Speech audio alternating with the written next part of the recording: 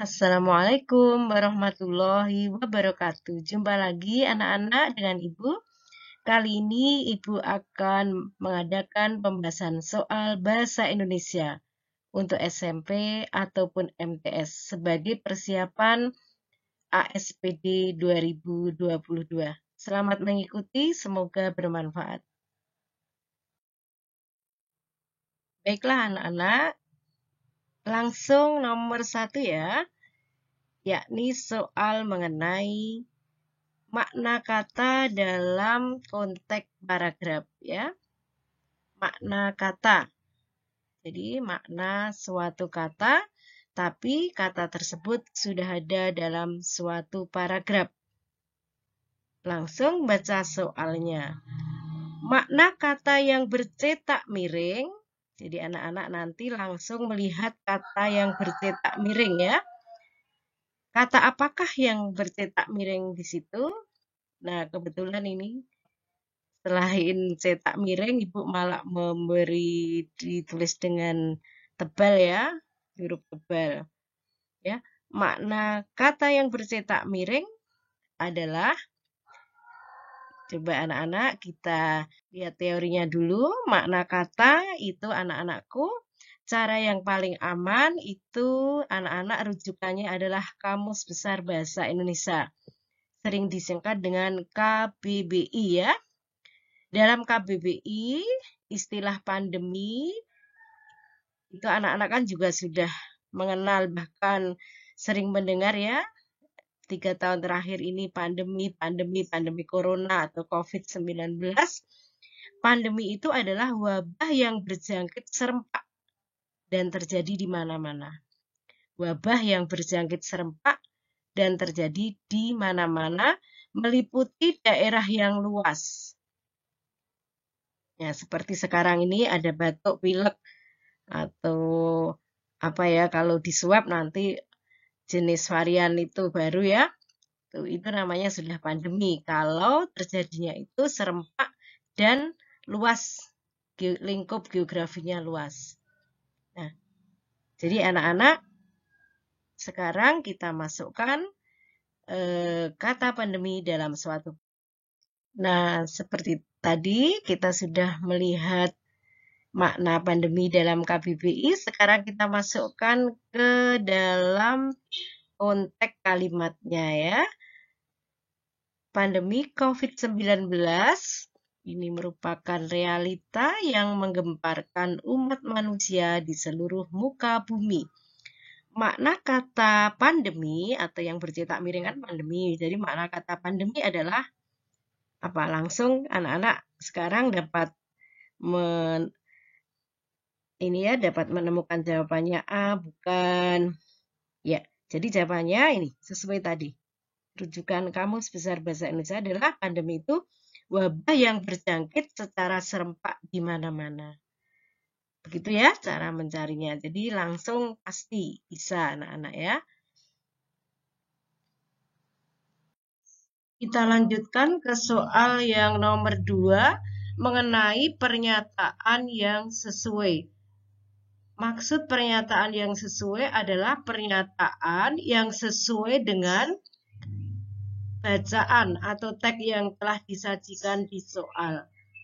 Ya, ini teksnya mengenai perakiraan cuaca. Ini teksnya ya. Jadi nanti dicari manakah pernyataan yang sesuai dengan isi teks. Untuk dapat mengerjakan dengan jawaban nantinya itu tepat mengenai pernyataan yang sesuai, anak-anak yang pertama syaratnya itu jelas harus membaca teksnya itu dengan teliti atau dengan cermat. Ini ya, syarat yang pertama itu dibaca yang teliti, kalimat per kalimat dalam paragraf itu ya. Selanjutnya, per poin dari pilihan jawaban A sampai D itu dicermati. Manakah yang paling sesuai? Kalau tidak sesuai langsung tidak dipilih. Ya. Jadi jawabannya apa ya anak-anak ya? Nah, kita langsung bahas ke soal yang tadi yang nomor 2. Caranya tadi apa? Dibaca dulu ya. Perakiraan cuaca Jakarta hari ini sebagian akan diguyur hujan dengan intensitas berbeda. Itu dipahami yang kalimat pertama. Dikutip dari informasi cuaca bagian meteorologi, klimatologi, dan geofisika BMKG, pada pagi ini hanya Jakarta Selatan dan Jakarta Timur yang diprediksi berawan. Jadi Jakarta Selatan dan Jakarta Timur berawan, diprediksi berawan. Sisanya diprediksi itu hujan ringan dengan intensitas ringan ya, hujannya itu intensitas ringan. Berbeda siang nanti kedua wilayah tersebut itu merujuk kepada Jakarta Selatan dan Jakarta Timur ya. Justru diperkirakan hujan dengan intensitas ringan. Sisanya itu akan cerah berawan dan malam hari keseluruhan Jakarta diprediksi diguyur hujan dengan intensitas ringan hingga sedang. Pernyataan yang sesuai apa anak-anak ya? Dibaca dulu semuanya. A. Pada hari Selasa, seluruh Jakarta akan diguyur hujan dengan intensitas tinggi. Ini kan tadi tidak ada, jadi A itu tidak atau bukan jawabannya. B. Informasi cuaca Badan Meteorologi, Klimatologi, dan Geofisika pada Selasa 19 Januari 2021 pagi hari Jakarta Selatan dan Jakarta Timur diprediksi hujan deras. Ini tadi juga tidak ada. C. Jakarta Barat, Jakarta Pusat, dan Jakarta Utara pada Selasa 19 Januari 2021 diprediksi hujan dengan intensitas ringan. Ini apa tadi? Jakarta Barat, Jakarta Pusat, dan Jakarta Utara. Nah ini di sini ya. Jadi ini jawabannya ini. Jawabannya T. Bisa menyimpulkan C karena apa? Tadi kan di pagi hari yang Jakarta Selatan dan Jakarta Timur itu berawan. Sisanya kan ini Jakarta Barat, Jakarta Pusat, dan Jakarta Utara. Jadi jawabannya adalah C. Ini. Ya, anak-anak, untuk menjawab soal mengenai pernyataan yang sesuai, tadi harus teliti. Harus dibaca kalimat per kalimat, terus poin jawaban A, apakah dipaskan, apakah betul, kalau salah langsung tidak. Untuk menjawab ya. Sekarang soal yang ketiga, soal yang berhubungan dengan cerita pendek atau cerpen ya. Langsung kita baca pertanyaannya. Latar tempat dan bukti latar pada kutipan cerita tersebut adalah, ini pertanyaannya ada dua, latar tempatnya di mana dan bukti latar tempat bahwa itu di tempat itu apa ya? Pada kalimat keberapa gitu ya. Jadi seperti itu. Nah, pembahasannya untuk soal yang berkaitan dengan cerpen yang ditanyakan dapat berbagai macam ya anak-anak ya. Biasanya itu dalam soal itu yang ditanyakan adalah unsur intrinsik, itu unsur yang ada di dalam teks cerpen yang bisa kalian lihat ya. Meliputi tema. Ini sering ditanyakan temanya apa, tokoh dan karakternya, latarnya, sudut pandang penceritaannya, amanatnya, gaya bahasa. Ini namanya unsur intrinsik, ini sering ditanyakan dalam soal. Pertama untuk soal jenis ini, anak-anak, bacalah perintahnya terlebih dahulu, biar anak-anak itu fokus ya. Fokus mencari jawabannya. Jadi kalau yang tadi itu, pertanyaannya itu mengenai latar ya, latar tempat. Nah, setelah membaca pertanyaannya itu apa, lalu anak-anak baru membaca teksnya. Kemudian dicari jawabannya. Nah, anak-anak, kita kembali ke soalnya ya, yang nomor 3.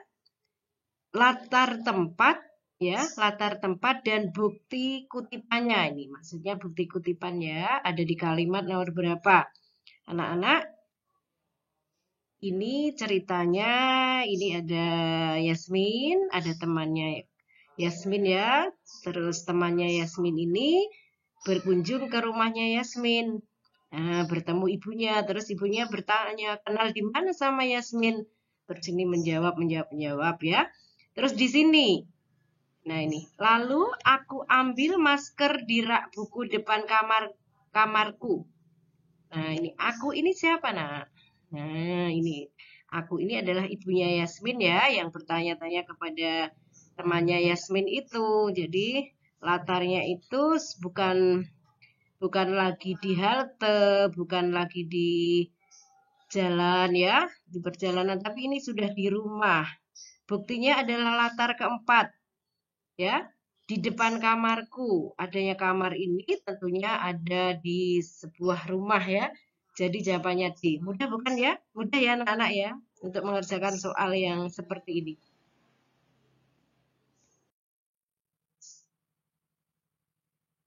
Ya, kita ke soal nomor 4 anak-anak ya. Soal memberikan komentar ya. Jadi ini masih berhubungan dengan paragraf. Kali ini anak-anak akan memberikan komentar kepada isi paragraf. Ini paragrafnya sangat panjang ya. Anak-anak jangan males, jangan lelah untuk membacanya ya. Ya ini. Jadi ini nanti dibaca dengan sungguh-sungguh. Nih, komentar yang tepat terhadap isi teks cerita tersebut adalah nih, untuk bisa mengerjakan soal mengenai komentar, ini anak-anak Ibu beri panduannya ya. Jadi untuk mengerjakan soal yang memberikan komentar, ini anak-anak itu bagaikan atau seperti soal saat anak-anak itu mengerjakan soal itu, menyimpulkan ya. Yang pertama, tolong jika komentar itu ya dikaitkan dengan pendapat kalian sendiri. Jadi kalau mengomen itu pendapat kalian sendiri, tapi harus dihubungkan dengan pernyataannya ya, yang tadi ditampilkan atau tagnya yang tadi ditampilkan ya. Rumusnya apa? Komentar itu rumusnya ya ini.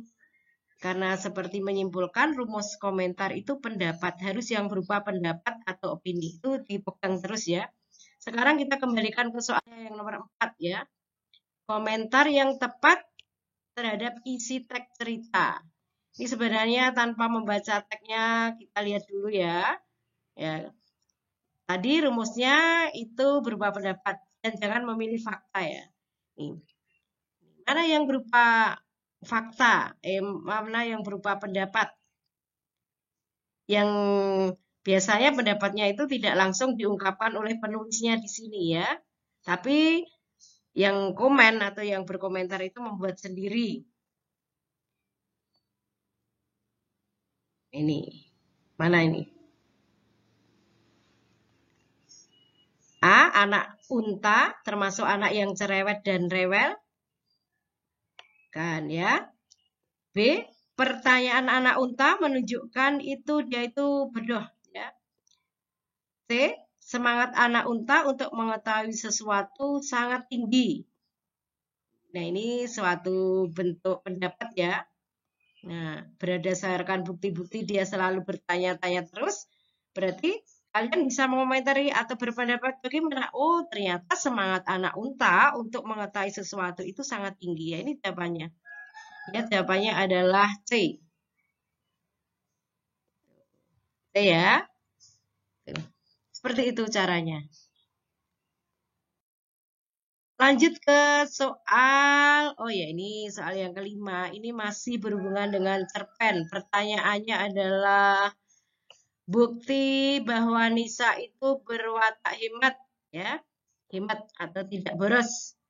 Ya, buktinya apa? Jadi bukti yang ditanyakan buktinya.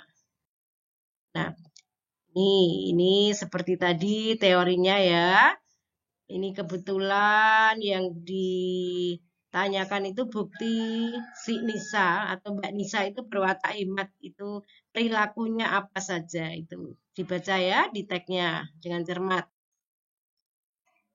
Oke. Bukti watak hemat ya. Dibaca dulu. 1. Matahari belum naik tetapi langkahnya harus segera sampai di pasar untuk belanja bahan masak pagi ini. Belum ada ya? Oh, Mbak Nisa ke pasar untuk belanja. Belum ada buktinya bahwa dia itu hemat. Apalagi di tengah masa ini WFH seperti ini ya, WFH itu yang bekerja dari rumah ya. Nisa wajib ke pasar karena anak-anak dan suaminya berada di rumah. Belum ada ini yang menyatakan hemat ya. Beli makanan jadi rasanya lebih boros sehingga dia memilih memasak sendiri. Nisa memilih sayur dan lauk pauk untuk masak hari ini. Buktinya hemat mana? Tidak boros. Nih di nomor 3 ini nak, ya. Ya. Nih, Nisa ini ternyata berdasarkan bacaannya ini Nisa itu seorang ibu rumah tangga ya.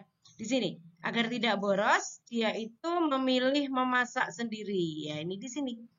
Sini nih ya. Jadi jawabannya adalah C.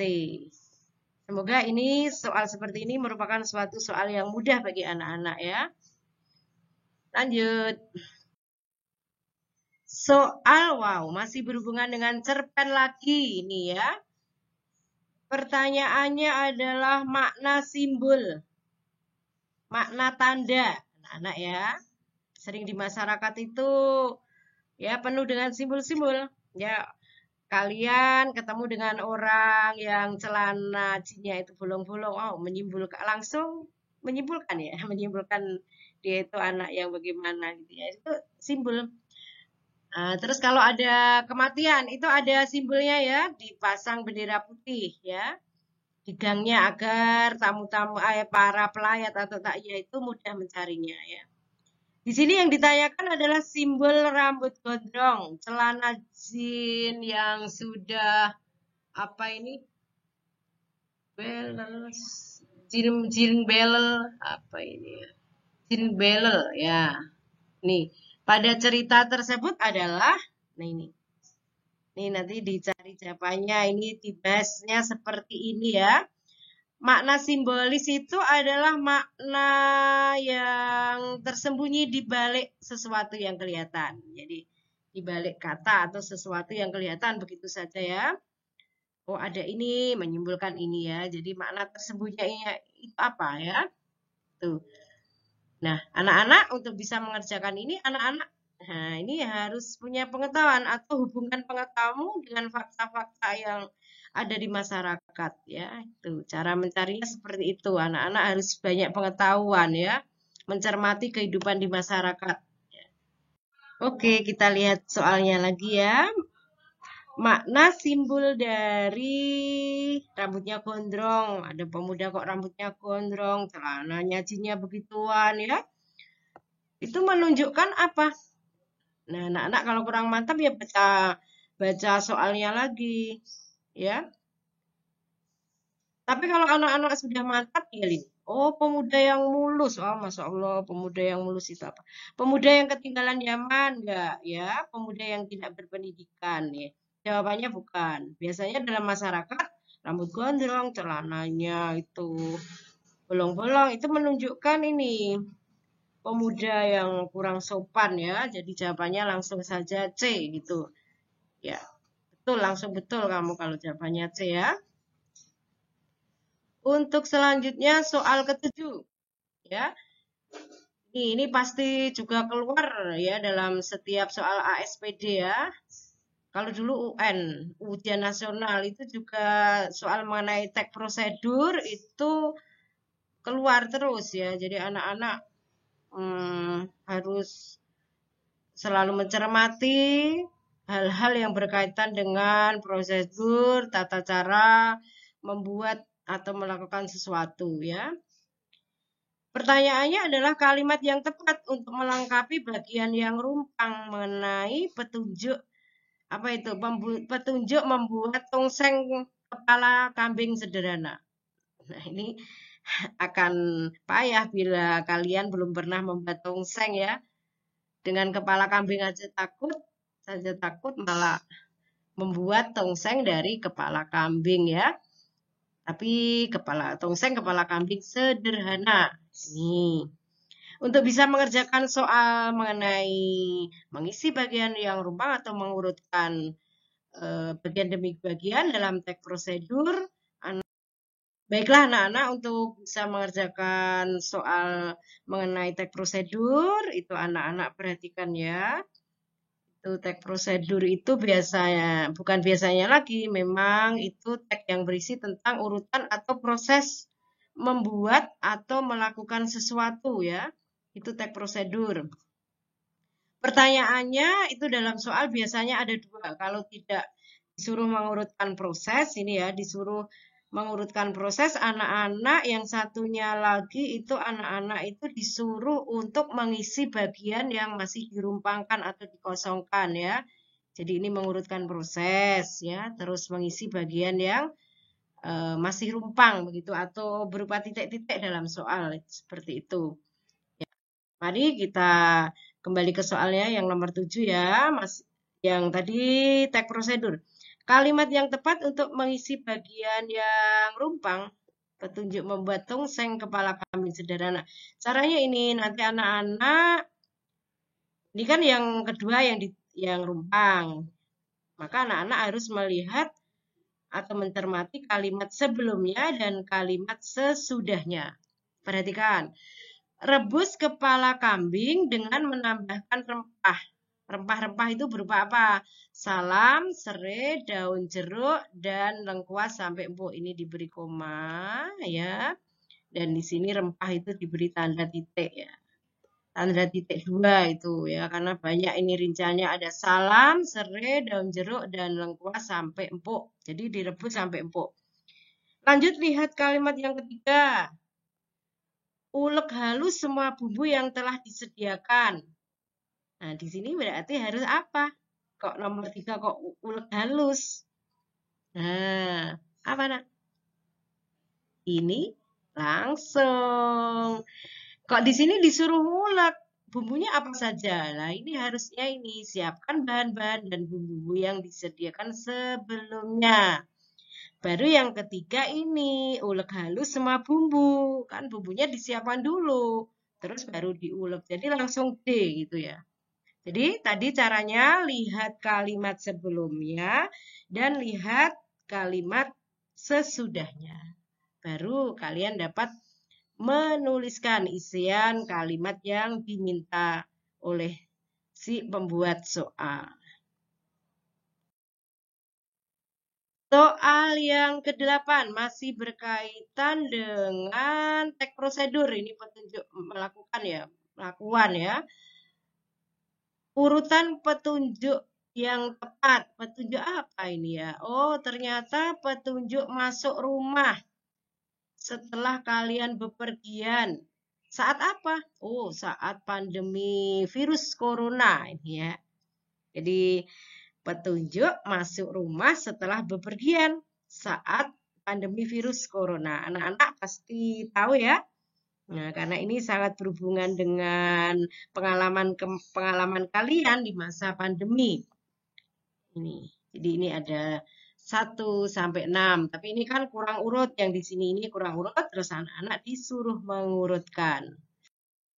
Mari anak-anak kita urutkan bersama soal mengurutkan petunjuk masuk rumah ya, diurutkan sekarang. Ya, kita baca satu persatu. Mandi hingga bersih. Kok langsung mandi? Jadi ini kan memang kurang urut. Ganti pakaian yang baru. Terus lepas sepatu di pintu sebelum masuk rumah. Jadi setelah itu cuci tangan dengan sabun. Terus semprotkan cairan disinfektan pada barang yang dibawa. Terus jangan menyentuh barang apapun dengan langsung beristirahat ya. Dan jangan langsung beristirahat maksudnya ya. Jangan menyentuh barang apapun dan jangan langsung beristirahat.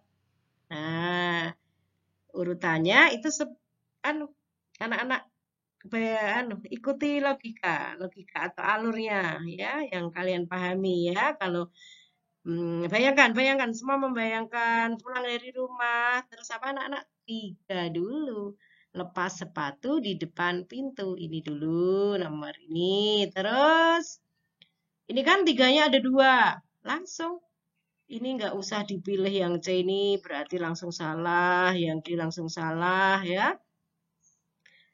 terus setelah itu apa nak? Nih, 4, semuanya 4 kok di situ ya. Setelah itu cuci tangan dan air yang mengalir sampai bersih.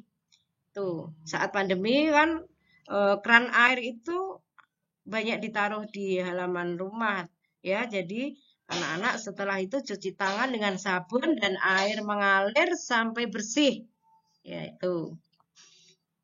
Nah, lebih baik bukan hanya cuci tangan, tapi cuci tangan dan kaki ya. Terus, oh semuanya nomor 5 ya. Ini nomor 5.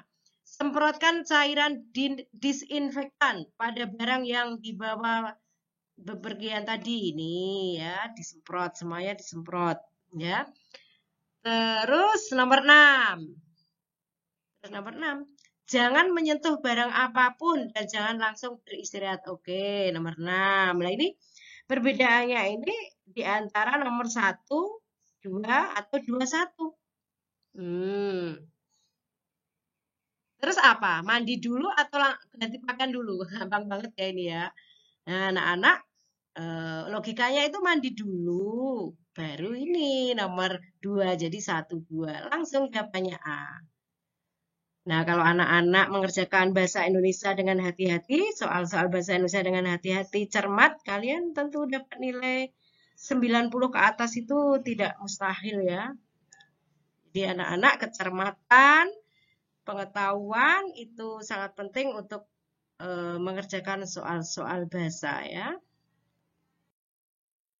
Lanjut soal mengenai pola penyajian. Nah, ini bagi anak-anak merasa soal mengenai pola penyajian ini sulit ya bagi kalian ya. Nih, ini ada soal pola penyajian. Ini ada teks 1, ada teks 2. Yang ditanyakan pastinya itu yang ditanyakan coba dilihat di halaman selanjutnya. Pastinya yang ditanyakan adalah perbedaan pola penyajian. Perbedaan pola penyajian. Ini anak-anak harus berbekal pengetahuan dulu mengenai apa tuh pola penyajian itu. Ya. Pola penyajian itu banyak ya dalam bahasa Indonesia itu banyak sekali ya. Pola penyajian itu tidak hanya satu itu ya. Anak-anak coba cermati. Seseorang dalam menulis paragraf atau dalam menulis begitu saja ya, sering menyajikan tulisannya itu dalam bentuk urutan waktu.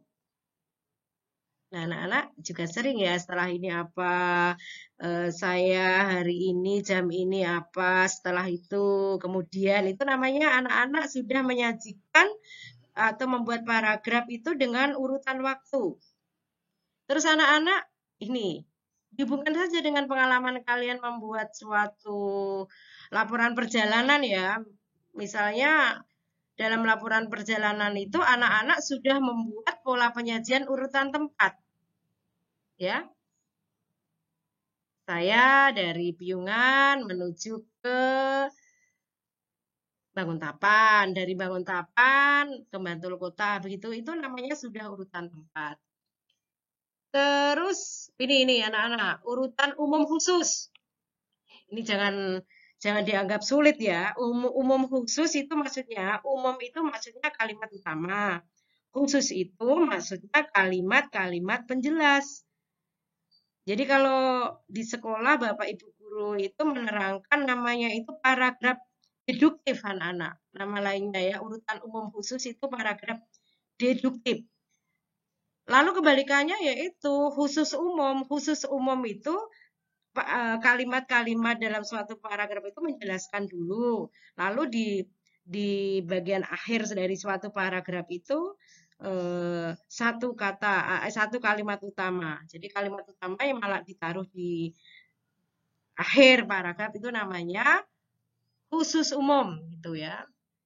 Nih kalau pola sebab akibat anak-anak ini pola urutan sebab akibat, misalnya penyebab terjadinya bencana alam dan akibatnya itu apa. Jadi ada kata-kata misalnya ini, keduanya ini ada konjungsinya, misalnya karena, sehingga, akibatnya itu nanti sudah masuk ke pola sebab akibat. Langsung kita ke soalnya anak-anak ya. Ini berdasarkan pengetahuan mengenai pola penyajian yang sudah kalian dapatkan tadi ya, dibaca dulu teks 1. Studi yang dilakukan oleh suatu riset ini ya tahun 2004 yang memperkirakan bahwa pada tahun 2020 jumlah penderita penyakit mata dan kebutaan di dunia itu mencapai 55 juta jiwa, 55 juta jiwa ya. Hal ini disebabkan hal ini itu merujuk pada kata-kata tadi sebelumnya hasil riset tadi. Hal ini disebabkan, nah ini ada kata sebab. Ini menunjukkan pola hubungan sebab akibat. Sudah ketemu ya, langsung disimpan aja, sudah ketemu ya. Lalu tag 2. Seiring dengan meningkatnya perhatian dan pengetahuan pengaruh gizi, ini ada kata dan, terhadap kesehatan, khususnya kesehatan mata, menyebabkan pesatnya pertumbuhan pasar terhadap produk-produk kesehatan, makanan, obat makanan, dan kesehatan. Suplemen makanan, suplemen kesehatan, obat herbal, dan obat alami mata. Jadi kan jumlah penderita penyakit mata itu meningkat. Ini menyebabkan apa? Ini ada kata menyebabkan lagi di sini ya. Bahkan sebagian besar produk-produk ini ada kata bahkan, ini menunjukkan suatu yang menyangatkan atau mendukung secara berlebihan pernyataan-pernyataan tadi ya. Jadi ini kata yang menunjukkan menyangatkan atau memberi tambahan penguatan ya. Jadi pola hubungannya apa? Pola penyajiannya bagaimana? Nah, ini A sebab akibat. Ini disimpan, ini benar ya. Yang A betul. Yang A harus sebab akibat. Oh, ini ada 2 sebab akibat. Nah, terus yang kedua, urutan penambahan di situ. Yang kedua, urutan waktu. Yang betul adalah yang A ya. Tadi yang A itu ada teks 1 memang benar urutan sebab akibat. Dan tag 2 itu penambahan. Kita ambil yang kata dannya tadi ya. Dan penambahan penguatan tadi ada kata bahkan itu ya. Jadi ini jawabannya adalah A.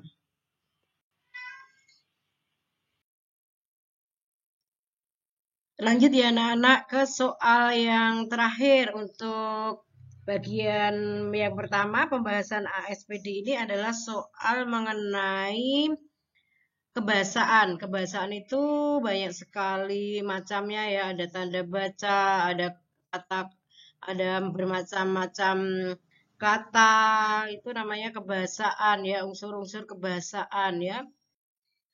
Misalnya ini ada berbagai macam kalimat, ada kalimat-kalimat ya, kalimat majemuk, kalimat tunggal. Di sini ada kata sandang, ada kata teknis. Anak-anak di kurikulum 2013 unsur kebahasaan itu akan menjadi objek utama, hal utama yang dipelajari dalam setiap teks. Jadi anak-anak semoga anak-anak bisa mengerjakan soal mengenai unsur kebahasaan ya. Tuh. Kembali ke soalnya ya. Ini langsung kalau tadi sepertinya saya menemukan, Ibu menemukan itu kata sang ya, sang Garuda ini ya. Sang Garuda. Dalam kebahasaan sang Garuda ini merupakan kata apa? Kata sandang ya, maaf lama mikir ya. Kata sandang ya. Sang itu kata sandang. Jadi pada teks 1 itu menggunakan kata sandang dan teks 2 itu tidak. Nah, anak-anak perhatikan ya, apa itu toh kata sandang itu? Nah, kata sandang itu kata yang biasanya itu untuk diberikan di depan sebuah kata ya. Namanya saja juga sandang, jadi gunanya untuk biar kata-kata itu dipakai dalam suatu kalimat itu lebih bagus ya. Macam-macamnya apa saja? Yang pertama adalah kata sandang pengganti kata ganti orang ya, atau benda. Itu ada si, ada ya. Terus kata sandang yang menyatakan jumlahnya sesuatu yang jumlahnya tunggal. Nih, yang, sang, yang, sri, dang, dan hang. Ini kata sandang ya. Kata sandang yang ketiga yang untuk menyatakan kelompok atau banyak itu ada para, ada kaum, ada umat. Ini menyatakan jamak begitu ya. Kata sandang itu seperti itu. Nah, anak-anak ibu yang sangat ibu cintai, itu tadi pembahasan dari ibu ya, 10 soal. Ya, di bagian yang pertama ini Ibu menyajikan 10 soal, nanti bagian kedua 10 soal, bagian ketiga dan keempat 10 soal. Karena apa jumlah soalnya itu kan 40. Jadi Ibu bagi menjadi 4 bagian pembahasan dalam YouTube ini. Terima kasih, semoga bermanfaat. Wassalamualaikum warahmatullahi wabarakatuh.